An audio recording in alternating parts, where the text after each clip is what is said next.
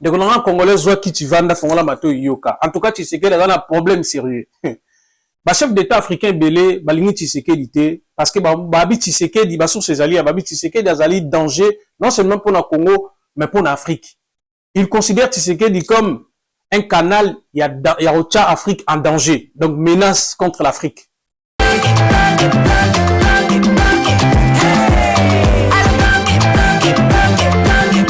Oyoki elengi ya Congo tapelema de qu'on congolais soit qui tu vas fongola mato yoka. En tout cas, tu sais qu'il y a un problème sérieux. Ba chef d'état africain belé balingi Tshisekedi té parce que babi Tshisekedi ba sous ses alliés babi Tshisekedi azali danger non seulement pour le Congo mais pour l'Afrique. Il considère Tshisekedi comme un canal il y a Afrique en danger. Donc menace contre l'Afrique. Et bien le chef d'état africain bazako bunda ko lutter contre pour la souveraineté africaine, c'est-à-dire contre la domination yaba Occident na Europe, na Afrique. Sikoyo, comment on a Tshisekedi mazo sala? Pour na bango Tshisekedi bango bazo bunda pour Afrique la libérer, mais bango na d'un côté Tshisekedi avec na président Moussousou, bango baza ba allié ya bato bazo linga Afrique za na sous ya domination. Raison pour laquelle beaucoup ba chef d'état africain ba lingi Tshisekedi té ba none c'est azat danger parce que azam mutabi ndima ba oui boyo kaka Tshisekedi il est passé par les Américains que nous écoutons. Donc Tshisekedi ngazana sur Amérique a dit boma Côte d'Ivoire a Obama sur Amérique a dit boma donc azal lokola té selon ba information ba chef d'état africain ba qualifié lokola marionnette il y a Donald Trump, toi, Amérique. C'est-à-dire, pour la banque, il est un danger. C'est-à-dire, ceux qui Afrique ont développé et qui Amérique le dit non. Moyen T, comme sous Afrique qui ont développé grâce à la richesse, il y a Congo. Mais, le coup là, il y a Azamouana Moussa Landé, na Lingala, il y a Américain, et représenté un grand danger. C'est-à-dire, ils ont développé un mépris à l'égard, il y a Félix Tshisekedi. Félix Tshisekedi, Félix Tshisekedi a boma Congo image à Congo zo bébé Au cours d'une séance de travail organisée ce lundi 1er décembre à l'intention de la délégation de la présidence de la République démocratique du Congo au département d'État américain, l'administration américaine a confirmé la signature ce jeudi 4 décembre à Washington de l'accord de paix par le président Félix-Antoine Tshisekedi Tshilombo de la République démocratique du Congo et Paul Kagame du Rwanda. Les deux chefs d'État sont d'ailleurs attendus sur le territoire américain ce mardi 2 décembre. Selon le programme officiel du département d'État, la cérémonie historique va se dérouler en 2 temps et toutes les parties se sont accordées sur le détail protocolaire du programme qui devrait durer en tout 1h30. La première étape se déroulera le même jeudi 4 décembre à 11h à la Maison-Blanche. Le président américain Donald Trump va accueillir ses hôtes respectivement à 11h pour le président du Rwanda et 11h10 pour le président de la République démocratique du Congo avant de les convier à une rencontre trilatérale d'une dizaine de minutes dans son bureau ovale de la Maison-Blanche. Les protocoles ne prévoient pas à ce stade de prise de parole des deux chefs d'État. Seuls les ministres des Affaires étrangères de la République démocratique du Congo et du Rwanda accompagneront les deux chefs d'État dans les bureaux du président américain. La signature de l'accord proprement dit aura lieu à l'USIP, United States Institute of Peace, l'Institut pour la paix des États-Unis d'Amérique. Pour marquer les caractères solennels et historiques de cette signature, 8 chefs d'État ou leurs représentants y sont attendus en qualité de témoins de cet accord, en plus du président Donald Trump. Il s'agit des dirigeants de l'Angola, du Burundi, du Kenya, de l'Ouganda, du Togo, du Qatar, des Émirats arabes unis et du président de la Commission de l'Union africaine. En leur présence et devant les caméras du monde entier, le président Félix Tshisekedi et Paul Kagame vont apposer leur signature sur l'accord de paix, le même document qui avait été signé le 27 juin dernier par le ministre des Affaires étrangères des deux pays. Par cet acte, les deux chefs d'État entérinent ce document qui est un instrument international de paix formel et juridiquement contraignant conclu entre les deux États souverains sous les bons offices des États-Unis et en présence des représentants du Qatar et du Togo en qualité de facilitateurs. Il est prévu à l'issue de cette cérémonie les déclarations publiques de président Trump, Paul Kagame et Félix-Antoine Tshisekedi Tshilombo. À ce stade, on peut donc dire que la signature de cet accord est irréversible.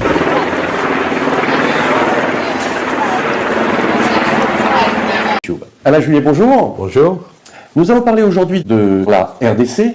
Oui. Et à partir de cette émission, nous allons passer à nos membres et à nos abonnés des extraits d'interviews que nous avons fait de personnalités de la République démocratique du Congo lors de leur passage à Paris. Mais avant cela, je voulais faire un tour d'horizon avec vous, rappeler à nos auditeurs qu'est-ce qui se passe en RDC, quel est le problème de ce conflit qui dure depuis des années entre le Rwanda et la RDC. Au Congo, il y a toujours eu, après l'indépendance, il y a eu des conflits ethniques entre les différentes zones, dans les différentes zones, au Kivu, enfin ou ailleurs. Mais l'affaire actuelle n'est pas du tout sur ces bases-là, parce qu'en réalité, c'est une affaire qui est une affaire au départ politique et qui est devenue une affaire minière. Politique, d'abord, c'est quand le président Kagame, à l'époque il n'était pas président, a pris le contrôle du Rwanda à la fin du génocide, après la fin du génocide, il avait été aidé pour prendre le pouvoir, son armée, si vous voulez, de conquête, qui venait d'Ouganda. Son armée de conquête, elle était avec des soldats congolais et des forces spéciales américaines. Une fois que le Rwanda a été tombé sous le contrôle de Kagame, les troupes de Kagame ont aidé le président Kabila par une percée au Congo allant jusqu'à Kinshasa à renverser le président Mobutu et à mettre Kabila à la place. Et pendant ce temps-là, les Tutsis de Kagame éliminaient tous les Hutus qui étaient partis au Congo pour se protéger. Parce que le génocide, il y en a eu un à côté, mais il y a eu la réplique de l'autre, il faut le savoir, il ne faut pas l'oublier. Ensuite, en plus petit, mais enfin quand même, les Hutus, ils ont été poursuivis partout. Ça, c'est la première étape, si vous voulez. Deuxième étape, Kagame dit à Kabila, bon, je t'ai mis en place comme président à la place de Mobutu, mais comment tu me rembourses? Évidemment, l'autre, il ne peut pas. Il dit, ben, tu vas nous laisser exploiter les mines de cobalt, de coltan, enfin de terres rares, comme on dit maintenant. C'est nous qui allons les exploiter. En réalité, c'est pas Kagame qui allait les exploiter clairement, c'est les compagnies minières nord-américaines qui étaient derrière et qui lui avaient convaincu Kagame de l'intérêt de l'opération. Donc pendant des années, sous Kabila père, et sous Kabila père, il n'y a aucun problème, les Rwandais exploitent. Au bout d'un certain temps, quand même, Kabila dit vous êtes gentil, mais on aimerait récupérer quand même ces minerais qui valent beaucoup d'argent et toute une partie de l'économie congolaise qui est touchée et que vous spoliez.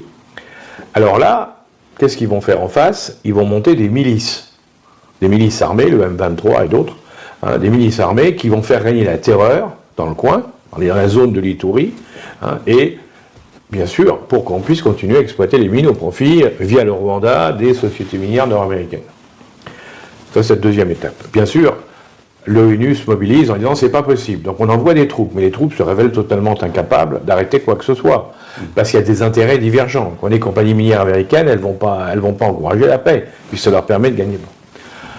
Donc, ça échoue, ça continue de plus belle. Le fils Kabila, il n'est pas d'accord, mais pareil, il continue à demander quand même qu'on lui rende les terres, mais ça se passe pas trop mal. Et puis arrive Tshisekedi, le nouveau président du Congo, qui lui dit maintenant ça suffit. C'est pas un Kabila, donc. Et il dit rendez-moi, je veux retrouver l'exploitation de mes terres. Alors, là, la guerre devient très forte. Seulement, d'un côté, il y a, ça on l'en s'aperçoit, il y a bien sûr les troupes congolaises qui ne sont pas très, très bonnes, il faut dire la vérité. Et de l'autre côté, il y a les milices, mais il y a aussi l'armée rwandaise qui s'implique. Sous des prétextes très discutables, mais elle s'implique aussi. Et c'est le problème actuel. On est en pleine guerre, alors tout le monde dit qu'il faut que ça s'arrête. La nouveauté, c'est que quand Trump est arrivé, il a dit, il faut que ça s'arrête, il faut qu'on trouve une solution. Alors que jamais les présidents des États-Unis, évidemment en protégeant leur société minière, n'allaient dire quoi que ce soit. Trump a dit, ça suffit, c'est effectivement pas normal que le Rwanda, qui n'a pas de mines, soit le plus gros exportateur minier d'Afrique, en terre rare, parce qu'il prend tout à côté. C'est pas normal. Il y a eu une négociation entre les deux parties. Alors, je ne vous passe pas sur les détails, ça a duré, ça s'est arrêté, ça recommence, enfin bref. Il y a une négociation, ils sont arrivés à un accord. Le problème, c'est que l'accord, il n'est pas respecté, ce qui surprend personne. Et donc, voilà où nous en sommes aujourd'hui. Il est évident, il n'y a pas le moindre doute, inacceptable que le Rwanda continue directement et indirectement à piquer la production de mines très riches qui sont dans la zone frontière avec leur pays, hein, c'est inacceptable. Il faut que les Congolais retrouvent leurs droits, en définitive. Hein. Ce qu'à côté, il faut bien voir aussi, c'est qu'on n'en a pratiquement pas parlé, cette guerre, ça fait 30 ans que ça dure, hein. On n'en a pas parlé en Europe, alors que c'est une guerre qui a fait beaucoup plus de morts que la guerre en Ukraine. Hein. Mais beaucoup plus de morts et de blessés, hein, dans laquelle il y a les enfants seuls. Il y a toutes les horreurs de la guerre, on les trouve. Ça dépasse l'imagination, et c'est horrible par rapport... Tout ce qu'on voit en Europe, c'est de la rigolade, je le dis bien, hein, même en Ukraine et ailleurs, hein, c'est de la rigolade par rapport à ce qui s'est passé et ce qui se passe là-bas. C'est épouvantable. Donc oui, il faut arrêter. Et le problème, c'est comme il y a des oppositions dans lesquelles il y a des intérêts des Occidentaux et des autres, ben, tout le monde dit qu'il faut s'arrêter, mais pour le moment, on n'arrive pas encore à s'arrêter. Donc nous sommes coupables, parce qu'on a laissé faire, nous qui avons la réplique facile quand ça se passe dans d'autres coins, là on a fermé les yeux pendant des années.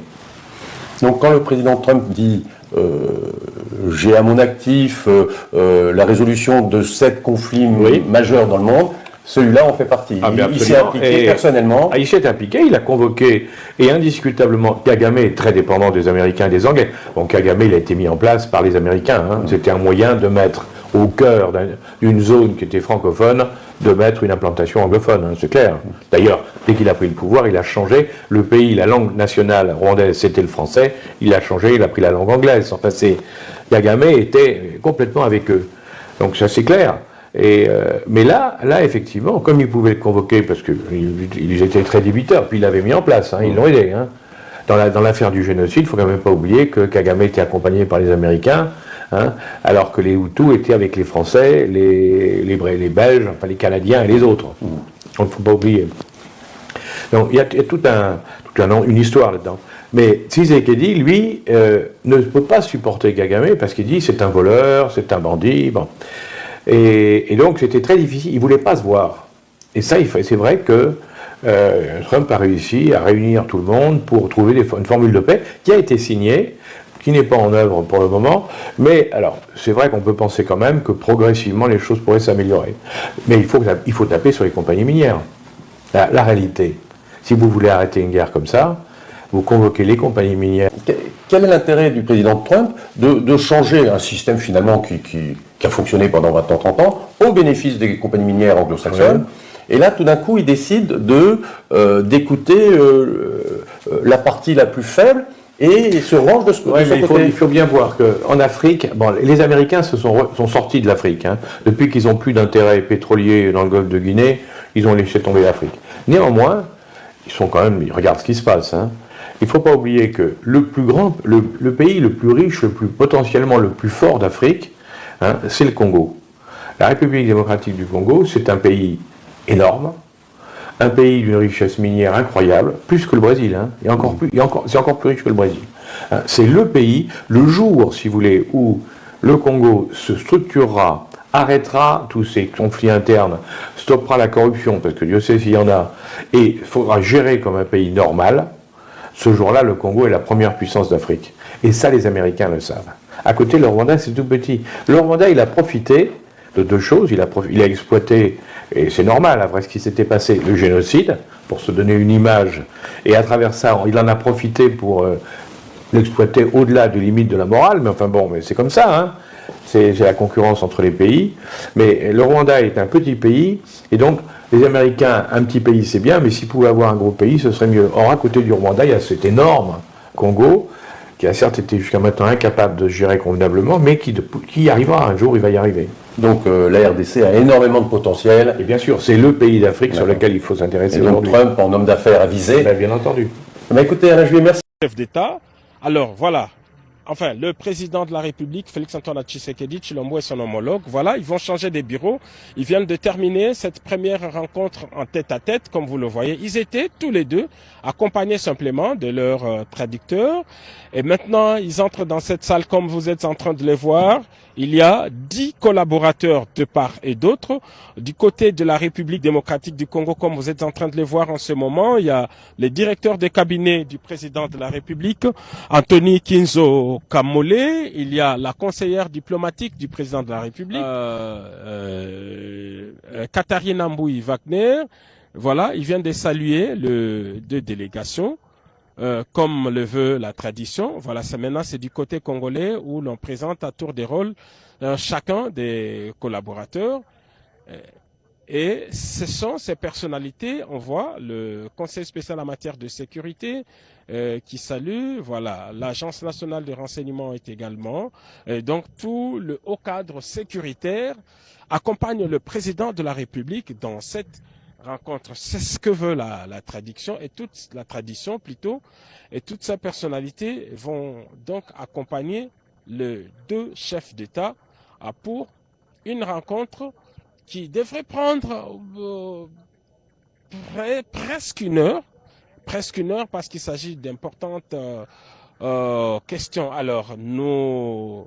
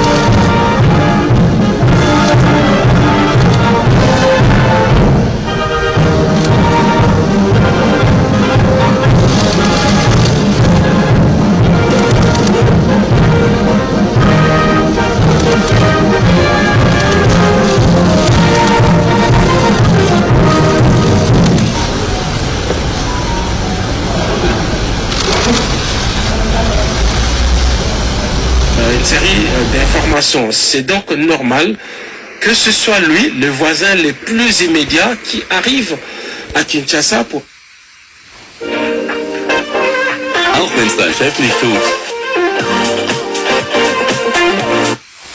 Pour répondre à l'appel de son homologue et frère Félix-Antoine Tshisekedi Tshilombo. Le président Sassou Nguesso se sent comme chez lui. Ici, à Kinshasa, pas de difficultés pour à Paris, relier le départ. Avec cette conférence humanitaire qui a donné d'abord qui a mobilisé de l'argent dans un plan qui n'était pas financé. On a largement dépassé le milliard d'euros. On était à 1,5 milliard, merci Monsieur le Ministre précisément. Avant le sommet, on était à 150 millions d'euros. Donc on a fait x10 sur le soutien à l'humanitaire en République démocratique du Congo. C'était une nécessité, il faut qu'on continue d'avancer, la situation est terrible dans tout l'Est et dans les Kivu. Maintenant, on avait aussi posé des points opérationnels comme la réouverture de l'aéroport de Goma, les conditions pour le permettre. Je note qu'aujourd'hui, l'effort n'a pas été fait par les M23 et ceux qui détiennent l'aéroport de Goma pour pouvoir le rouvrir, alors même que les conditions administratives ont été prises par la République démocratique du Congo. Donc je demande vraiment instamment à toutes les parties prenantes sur le sujet humanitaire de savoir avancer. Ensuite, s'est tenue, comme vous le savez, une réunion de médiation à Doha, qui a permis aussi d'avancer sur l'aspect politique et la discussion avec le M23. Nous, on continue d'avancer.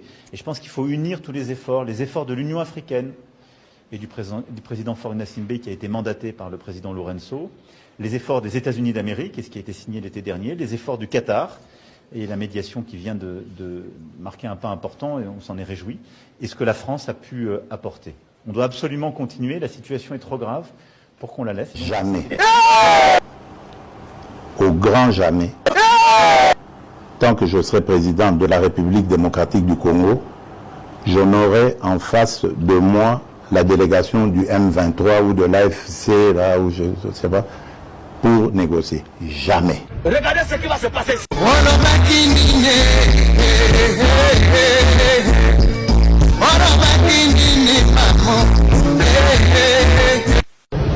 La même question a été posée même à M. Boulos, qui a dit ce sont des questions qui seront traitées dans les dialogues. Nulle part dans la déclaration de principe, on a dit que l'AFCM 23 va se retirer. Donc nos populations peuvent se calmer et bénéficier et jouir de la paix qu'ils ont, de la sécurité, parce que l'AFCM 23 ne va reculer même pas d'un seul mètre. Nous restons là où nous sommes, contrôlons les zones que nous avons, pendant qu'on sera en train de discuter pour les causes profondes. Parce que jusque-là, dans la déclaration de principe, il n'a pas été question de toucher les causes profondes du conflit. Il y en a beaucoup et on se donne le temps pour qu'on puisse travailler sur cela.